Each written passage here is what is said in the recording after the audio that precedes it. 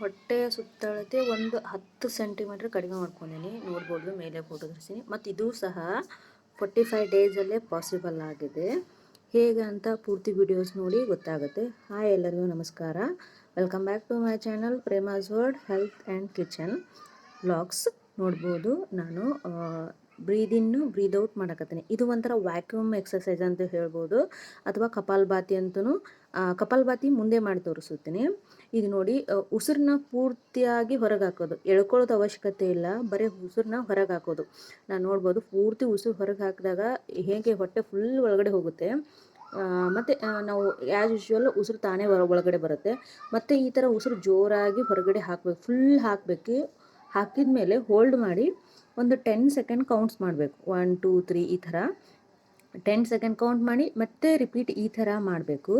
ಈ ಥರದ ಮಾಡೋದ್ರಿಂದ ಏನಾಗುತ್ತೆ, ನಮ್ಮದು ಎಸ್ಪೆಷಲಿ ಇದನ್ನು ಪೂರ್ತಿ ಹೊಟ್ಟೆ ಭಾಗದಲ್ಲಿರುವ ಏನು ಮಸಲ್ಸ್ ಲೂಸ್ ಆಗಿರ್ತದಲ್ಲ, ಅದನ್ನ ಎಳೆದು ಅದಕ್ಕೆ ಕೋರ್ ಸ್ಟ್ರೆಂಥಿಂಗ್ ಆಗುತ್ತೆ, ಮಸಲ್ಸು ಅಲ್ಲಿ ಆ್ಯಕ್ಟಿವೇಟ್ ಆಗುತ್ತೆ. ನೋಡ್ಬೋದು, ನಾನು ತೋರಿಸ್ತಾ ಇದ್ದೀನಿ. ಇದರ ಎರಡು ವೇ ಒಳಗೆ ತೋರಿಸ್ತಾ ಇದ್ದೀನಿ, ಹೇಗೆ ನಾನು ಎಳ್ಕೋತೀನಿ, ಹೇಗೆ ಇದು ಮಾಡ್ತೀನಿ ಅಂಥೇಳಿ. ಇವಾಗ ನಮ್ಮದು ಎಸ್ಪೆಷಲಿ ಈಗ ಡೆಲಿವರಿ ಆದಮೇಲೆ ಅಲ್ಲಿ ಫುಲ್ ಹ್ಯಾಂಗಿಂಗ್ ಜೋತು ಸ್ಕಿನ್ ಆಗಿರ್ತದೆ, ಹೊಟ್ಟೆ ಬೀಳ್ತಿರ್ತದೆ, ಅದೆಲ್ಲನೂ ಟೈಟ್ ಆಗಬೇಕಂದ್ರೆ ಬರೀ ಎಕ್ಸಸೈಸ್ ಅಷ್ಟೇ ಕೆಲಸ ಮಾಡೋದಿಲ್ಲ. ಈ ಥರ ಕಪಾಲಭಾತಿ ವ್ಯಾಕ್ಯೂಮ್ ಎಕ್ಸಸೈಸ್ ಅಂತಲೂ ಹೇಳ್ಬೋದು. ನೋಡ್ಬೇಕು, ಪೂರ್ತಿ ಉಸಿರು ತೊಗೊಳ್ಳೋದು, ಹೊರಗೆ ಬಿಡೋದು ಕಪಾಲಭಾತಿ ಆಗುತ್ತೆ. ಇದನ್ನು ಒಂದು 20 ರಿಪಿಟೇಷನ್ನು. ಮತ್ತು ವ್ಯಾಕ್ಯೂಮ್ ಎಕ್ಸಸೈಸ್ ಅಂದರೆ ಫುಲ್ಲು ಉಸಿರನ್ನ ಹೊರಗೆ ಬಿಡೋದು, ನಾವು ಒಳಗೆ ಎಳ್ಕೊಳ್ಳೋದಲ್ಲ, ಹೊರಗೆ ಬಿಡೋದು. ಅಥವಾ ಪೂರ್ತಿ ಹೊರಗಡೆ ಉಸಿರನ್ನ ಬಿಟ್ಟರೆ ಏನಾಗುತ್ತೆ, ನಮಗೆ ಉಸಿರೆಲ್ಲ ಹೊರಗೆ ಹೋದಾಗ ಫುಲ್ ಮಸಲ್ಸ್ ಎಲ್ಲ ಕಾಂಟ್ರಾಕ್ಟಾಗಿ ಒಳಗಡೆ ಹೋಗುತ್ತೆ. ಈ ಥರ ಡೈಲಿ ಮಾಡೋದ್ರಿಂದ ಏನಾಗುತ್ತೆ, ನಮ್ಮದು ಹೊಟ್ಟೆ ಸ್ರಿಂಕ್ ಆಗ್ತಾ ಬರ್ತದೆ. ನೋಡಿ, ನಾನು ಈ ಥರ ಮಾಡ್ತಾಯಿದ್ದೀನಿ, ನೋಡ್ಬೋದು, ನಾನು ನಿಮ್ಗೆ ತೋರಿಸ್ತಾ ಇದ್ದೀನಿ.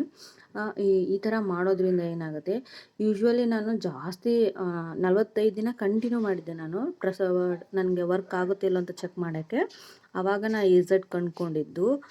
ಯಾರೆಲ್ಲ ಈ ಥರ ಟ್ರೈ ಮಾಡ್ಬೇಕು ಅಂದ್ಕೊಂಡಿದ್ರಿ, ಟ್ರೈ ಮಾಡಿ. ಓಕೆ, ಹಾಗೆ ಪ್ಲೀಸ್ ಸಬ್ಸ್ಕ್ರೈಬ್ ಮಾಡಿ, ನಿಮ್ಮ ಫ್ಯಾಮಿಲಿ ಫ್ರೆಂಡ್ಸ್ಗೆ ಶೇರ್ ಮಾಡಿ. ಹಾಗೆ ಇದನ್ನು ಕುತ್ಕೊಂಡು ಮಾಡೋಕ್ಕಾದರೆ ಕುತ್ಕೊಂಡು ಮಾಡಬೇಕು, ಇಲ್ಲಾಂದರೆ ವಜ್ರಾಸನದಲ್ಲಾದರೂ ಮಾಡ್ಬೋದು.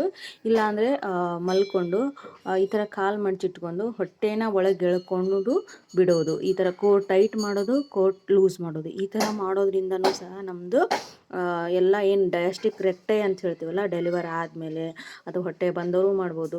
ಇದು ಏನಾಗುತ್ತೆ, ತನ್ನ ರಿಕವರಿ ಆಗೋಕ್ಕೆ ಸ್ಟಾರ್ಟ್ ಆಗುತ್ತೆ. ಈ ಥರ ತನ್ನ ಪ್ಲೇಸಿಗೆ ಹೋಗೋಕ್ಕೆ ಸ್ಟಾರ್ಟ್ ಆಗುತ್ತೆ. ಇದನ್ನೊಂದು ಡೈಲಿ ಒಂದು 50 ರಿಪಿಟೇಷನು ಎಂಟಿ ಸ್ಟಮಕಲ್ಲಿ ಮಾಡಬೇಕು. ಎಸ್ಪೆಷಲಿ ಬೆಳಗ್ಗೆ ಅಂತೂ ಕಂಪಲ್ಸರಿ ಅಟ್ಲೀಸ್ಟ್ ಬೆಡ್ ಮೇಲಿದ್ದಾಗಾದರೂ ಮಾಡ್ಬೋದು, ಒಂದು 20 to 50 ರಿಪಿಟೇಷನು.